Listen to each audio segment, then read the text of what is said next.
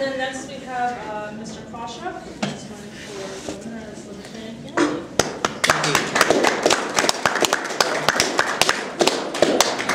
Thank you. First of all, I'd like to thank the Harrisburg Liberty Alliance for inviting me to speak tonight, and thank each of you for coming out and spending the time to hear what's going on. What I'd like to do is introduce myself, introduce my party, and talk about a few things you might expect from a libertarian governor. Sound good? Yep. All right, start at the top. My name is Krawchuk. I just turned 61 years old a couple days ago. Born and raised in Philadelphia, Pennsylvania.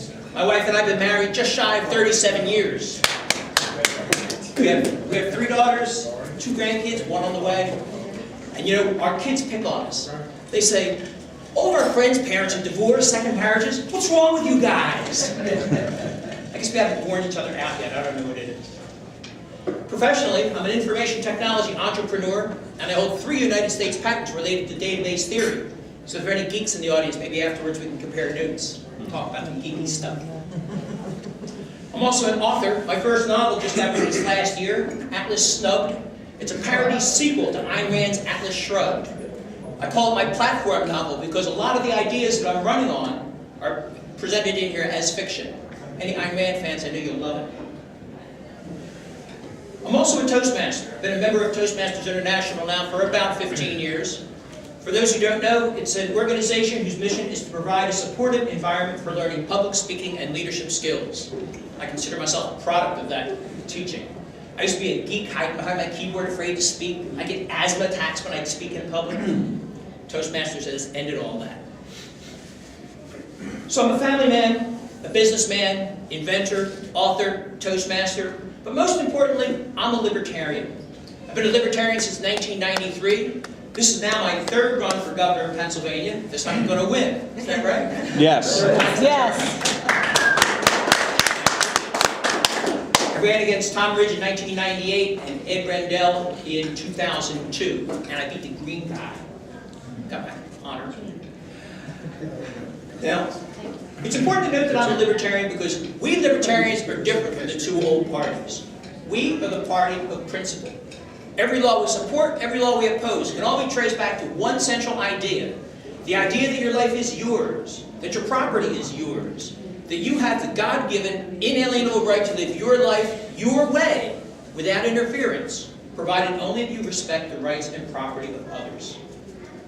That's it. That's what it means to be a libertarian. It's the golden rule on a political level. And the public has reacted very strongly to this message.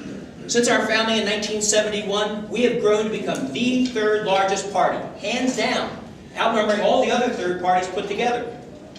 Last count I saw, we had about 140 libertarians serving in public office nationwide, and about 40 here in Pennsylvania. Again, outnumbering all the other 3rd parties put together. In politics, I call us the 800-pound chihuahua. So there's a little bit about me, a little bit about the party. Let me tell you some things you can expect from a libertarian governor. Obviously, you're going to find somebody who is going to respect your right to live your life your way. It's as simple as that. And when you look at specific issues, let me touch upon 3. These are the ones that I hear when I travel the state. This is true before, it's true now. The number 1 issue is taxes. Who thinks taxes are too low? Oh, you must not be able to hear me. Who? No, of course not. Taxes are high. The reason why taxes are so high is because spending is high. The reason why spending is high is because politicians love to glad hand your tax dollars. They love unconstitutional programs, pork barrel programs, self-serving programs. When I'm governor, that trend will end. I have here my job description, Constitution of Pennsylvania. In it, it gives a lot of powers that the governor can unilaterally use. And the first thing I want to attack is taxes. Because do you know the cost of government in Pennsylvania has been rising at more than 3 times the rate of inflation for over 50 years? Now, when I ran in 2002 against Ed Rendell, I'd stand up here and I'd say, do you know that for the last 40 years it's been growing at more than 3 times the rate of inflation? Well, here it is, over 50 years. Nothing has changed. It doesn't matter if it's a Democrat in office, it doesn't matter if it's a Republican in office. It doesn't matter if it's low inflation times or the high inflation times of the Carter years. Good times, bad times, government keeps getting bigger. And Governor Corbett's latest budget, I have to admit, it does not increase government at 3 times the rate of inflation. It does it at 4 times the rate of inflation. When I'm governor, as I said, that trend will end because I have the power of the veto. I promise I will veto every single tax increase that comes across my desk. I will hold the line on taxes, something the Democrats and Republicans have not been able to do. Plus, I have the line item veto. So I will go through and look for the little pork barrel things like the Milk Marketing Board, or unconstitutional things like that state registry of gun owners. Just defund them one after the other after the other. Yeah.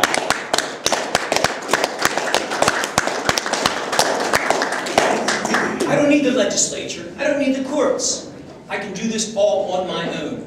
Now, yes, they can override my veto, but it's going to take a supermajority. They're not going to be able to do it in every case. The size of government, the cost of government in Pennsylvania is guaranteed to drop. With those savings, I would like to eliminate the Pennsylvania personal income tax. Scale it down over 4 years to 0. Thank you. I was 18 years old when they first passed that tax. And I thought, I had my first job. This is great. What's this new tax? Oh, it's going to end once I'm governor. So that's how I'm going to attack taxes and spending. The next biggest issue that I hear about all the time is crime. Too much crime in Pennsylvania.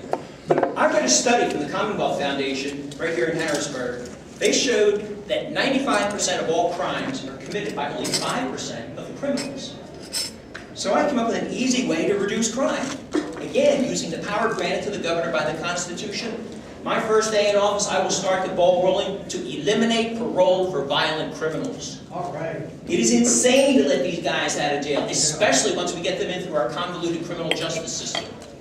When I'm governor, they will serve every day of their sentence.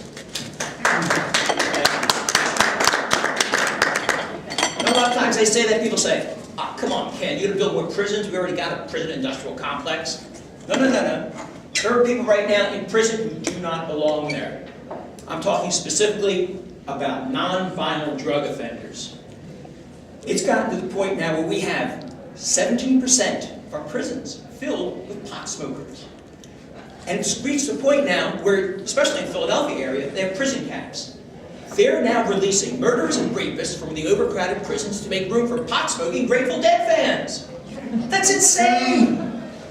When I'm governor, again, using the power granted to me by the Constitution, I am going to get the wheels rolling my first day in office and pardon all non-violent drug offenders. If they were just kicking back, smoking a joint, watching The Simpsons, didn't hurt anybody, they've got to get out of jail free card from this governor. Of course, if they dealt drugs to kids, if they robbed somebody, if they hurt somebody, they're going to stay safely in jail, where they belong. And it's not just these non-violent drug offenders. There's some other non-violent offenders who are in jail who don't belong there. People who may have omitted getting a certain piece of government paper. Say, for example, you're a responsible gun owner, and you didn't have a carry permit, but it just happened to be under your coat there. You don't belong in prison. Since you're a non-violent person, as long as you were responsibly treating your weapon, you've got to get out of jail free card as well. Generally speaking, if there is no victim, there is no crime. Yeah. So that's how I tend to attack crime. Keep the bad guys in there, get the good guys out of there. Keep the good guys out of there. The third issue that I hear all the time, and some people say I should really put it first, is education. Education in Pennsylvania is not exactly the best. There's a simple reason why. Roughly 95% of all kids in Pennsylvania go to the same school system, the government school system. It's a virtual monopoly. And like all monopolies, the costs are high, the choice is low, and the quality is not always there. What I will do when I become governor is I will work to eliminate that government monopoly on education. And the best way to do that, obviously, is to introduce competition. And the best way I know to introduce competition is to bring somebody into the equation who's been left out of it for far too long. The parents. Remember them? The They're the ones who brought the kids in the first place. Specifically, what I would like to see is, I would like the parents to have the ability to choose any government school system for their children. And the funding, which would have gone to the local school system, will follow the child to the school of the parent's choice. That way, good schools get more funding and grow. Bad schools get less funding and they start to shrink. That was your 10 minutes. Was Thank it? you. Yeah, it was 10 minutes, yeah. So we have 5 minutes of Q&A now. Let's see. Okay. What would you do to eliminate the police state that we find ourselves in? Easy answer. As governor, I command the Pennsylvania State Police. So if there are abuses, I can step right in. Another one, again, I love this job description. I can remove sheriffs for cause. So if we see a sheriff overstepping his bounds, I can reach in with the advice of the Senate, not advice and consent. With the advice of the Senate, I can remove sheriffs from office for cause. And guess who suggests the replacement? The governor. How many sheriffs would I have to replace before they get the idea that they better follow their oath to the Constitution? Also, if somebody is being mistreated, like for example in northeastern Pennsylvania, cash for kids, judges were getting kickbacks to send kids to certain nursing homes or certain orphanages. When I find about things like that, those guys are going to be going to jail, those guys are going to stay in jail. I will be directing the Attorney General to aggressively pursue those sorts of cases. So if you know of a case of some police state action going on, you can let me know as governor and I will look into it. Also, something I learned from the Sheriff Project, whenever a federal agent comes into Pennsylvania, they have to report to the sheriff first. They have no power in the county without the sheriff's permission. Now, if the sheriff is going to let one of these alphabet soup federal guys into the county without permission, that's cause in my mind. Answer your question? Thank you. And, let me come across and then back, sir. Two things. What is, I've never heard of this before, separation of society and state on your thing? What is that all about? That is the theme of my novel, Separation of Society and State. Right now, 80% of Pennsylvania's budget is dedicated to giveaway programs, 60% of the federal budget. And right now, on the federal level, all the giveaway programs, Medicare, Social Security, welfare, they cost about $2.2 trillion. Federal income is $2.3 trillion on a $3.5 trillion budget. So virtually all of our money is going out the door for welfare programs. And it's growing every year. This cannot continue. What we need to do is separate society and state. Because right now the state has taken on so many societal functions, and that's why spending is out of control. If we separate the two, we can now move all of these well-meaning programs to an organization that I call society. Society would look just like the state. We have a governor of society, a state house of society, but the main difference is that society would not have the coercive power of taxation. So they could pass a Social Security program, but they would have to ask for contributions to fund it. They could have a PACE program for drugs for seniors, but again, they would have to have voluntary contributions. If they couldn't raise enough money, well, they'd have to have a fundraiser, bake sales. And if they still don't have enough money, they would have to do what you and I have to do. When we don't have enough money, we prioritize, we tighten our belts, we do the best that we can. So we would preserve our safety net, still help the people who need help, and not pick the seemingly bottomless pockets of our taxpayers. Yes, sir. Second part of my question was, what about having, now, like you said about the Attorney General, there's an Inspector General and stuff like that, all for the State Auditor General. What about county government and looking at these local governments and these local cops? Who's holding them accountable to the Constitution? It can't, from my experience, nobody. Sheriff. It's a sheriff's job. And I already said if the sheriff's not doing his job. Good question. Yes, sir. Yes, you said you would see that there would be no raise in taxes or no new taxes. How about the borrowing? How about the what? Borrowing. Borrowing. Same thing. A lot of the borrowing is just taxes in disguise. We're just passing that on to our kids. We shouldn't be doing that either. Yes, that. So I can hold the line there by vetoing those as they come by. And what about the school property tax ban, that the elimination of school property tax that's moving along in the Yep. capital? House Bill 76, Senate Bill 76. Generally speaking, I don't like it. I hate taxes. I'm a libertarian. I definitely hate taxes. And property tax is probably the most onerous. But what will that do? That'll do two things that I really don't like. The first thing is it's going to shift responsibility from local to the state. You're going to lose control. Second thing it's going to do is going to sweep it under the rug. It's going to be hidden in with all the other taxes. And the costs and all the underlying reasons why property taxes are so high will still be there. What I would like to do instead, and I was just talking with Chris Nelson about this before this meeting, we need to pass a constitutional amendment to eliminate property taxes in Pennsylvania.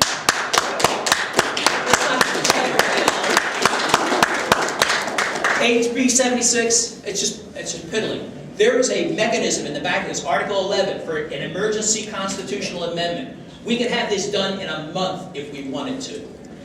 Thank you. Yes, sir. Yeah,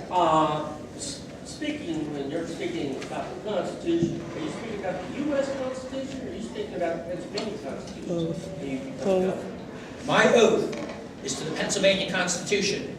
Now, I always carry around my United States Constitution, because you never know when you're going to need that too. But Pennsylvania is a sovereign state. We states created the federal government. The federal government is our servant, not our master. Because I believe that where it says in our founding documents, where it says "we the people," not "we the government." That's a good line. I'm going to steal that. Well, I saw that on one of the old Star Trek. But I don't mean to make a joke out of it, but it is about we the people. Agreed. And the we the people are the engine, and as governor, you get to drive it, but we get to tell you how and what you got to do as governor, not the other way around. Just make sure it's in here.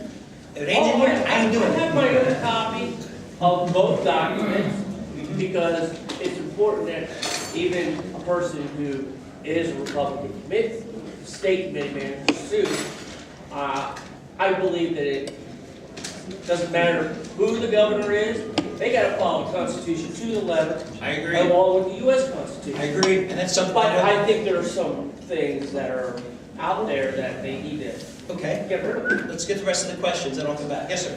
The thing I don't understand though is, when you're saying about all these laws and everything, is the Attorney General of each state, like when Corbett was the Attorney General, I used to call him up about different things he was going to do, and he could do it. Now I call him up and I'll say, well, you know, you're Attorney General, the woman is the liberal Attorney General.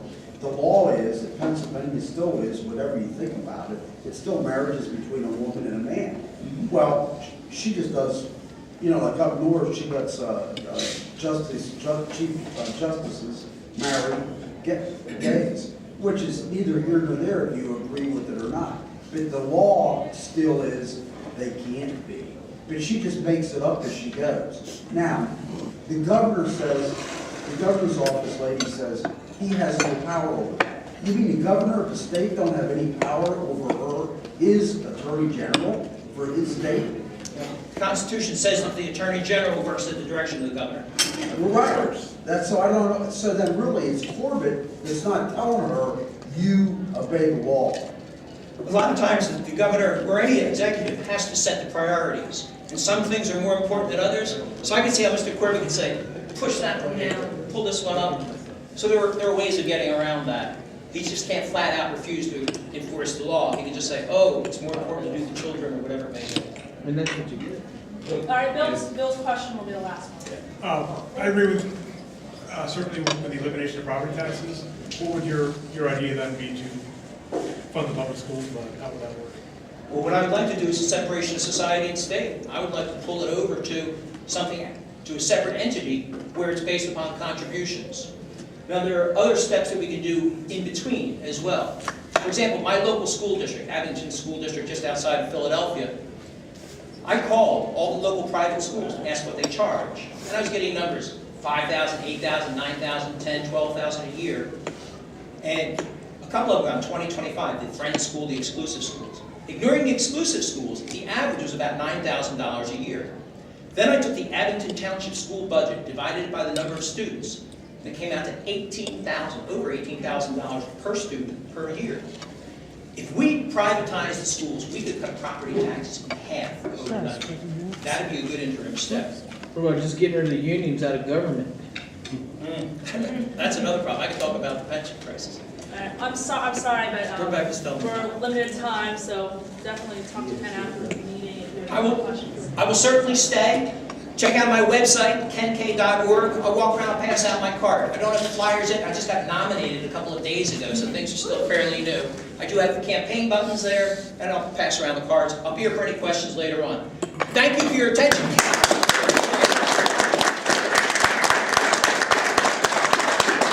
All right, and third individual,